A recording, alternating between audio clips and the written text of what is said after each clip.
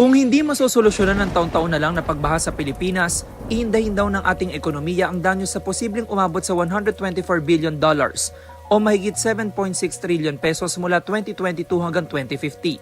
On average, nasa 20 bagyo tumatama sa Pilipinas kada taon ayon sa Pag-asa. At kabilang tayo sa mga bansang pinakaapektado ng water-related disasters gaya ng malawakang pagbaha.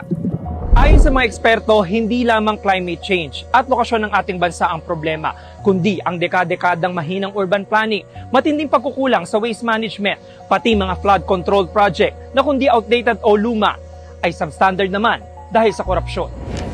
Hindi na raw sapat ang concrete dams, flood walls at mga dike. Ngayong tila palakas ng palakas sa mga bagyong tumatama sa bansa at patindi ng patindi ang pagbahang nararanasan natin. Anong flood control projects ang pangmatagalang solusyon sa baha? Halimbawang mayroong isang malawak na lote. Kung wala pang istrukturang nakatayo rito, bumabagsak ang ulan sa lupa at kaya nitong sipsipin ng tubig. Pero kung ang lugar ay tinayuan na ng mga kalsada, mga bahay at iba pang gusali, at kung ang lupa ay sementado na, wala nang sisipsip sa tubig ulan. Ang tawag sa tubig na naiipon ay runoff water. Malaking tulong sana ang mga drainage para umagos ang tubig palabas sa dagat. Kung sapat ang sukat ng mga ito, maayos na na-maintain at hindi barado na sa katerbang basura. Paano na lang kung ang problema sa lote na ito ay problema ng isang buong rehiyon gaya ng Metro Manila na may mga ilog at nasa gitna ng Manila Bay at Laguna de Bay na heavily silted at posibleng umapaw tuwing malakas ang ulan. Ayon sa Philippine Disaster Resilience Foundation, posibleng maging solusyon ng green infrastructure gaya ng sunken lawns at underground tanks. Ang sunken lawn o retention pond ay isang landscape design na mas mababa sa ground level. Nagsisilbi itong natural sponge kung saan naiipon ang runoff water para mapigilan ng pagbaha. Ang underground tank o detention pond naman ay nagsisilbing malaking water storage kung saan naiipon ang runoff water kapag malakas ang ulan.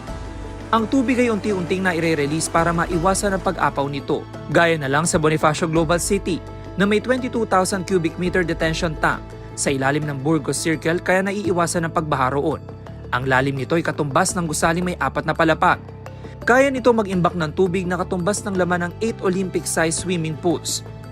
Nitong April 2026, inanunsyo naman ni Quezon City Mayor Joy Belmonte ang ginagawang 3-in-1 facility sa Quezon Memorial Circle. Magsisilbi itong park, retention pond at detention pond. Kaya raw nito mag-imbak ng hanggang 651 cubic meters ng tubig. Naglagay rin sila ng filtration system na may 282 cubic meters capacity. Ang tubig ay gagamitin para sa landscape at irigasyon ng lungsod. Iminumungkahi rin ng mga eksperto ang pag-upgrade at regular na declogging ng mga drainage systems, ang reforestation ng Marikina watershed at ang paglalagay ng spillway kung saan dadaloy ang excess na tubig mula Marikina River at Laguna de Bay palabas ng Pacific Ocean. Pangmatagalang solusyon ng panawagan ngayon ng iba't ibang grupo para makaahon ng ating bansa sa problemang taon-taon na lang tayong nilulubog. Ako si James Agustin para sa GMA News.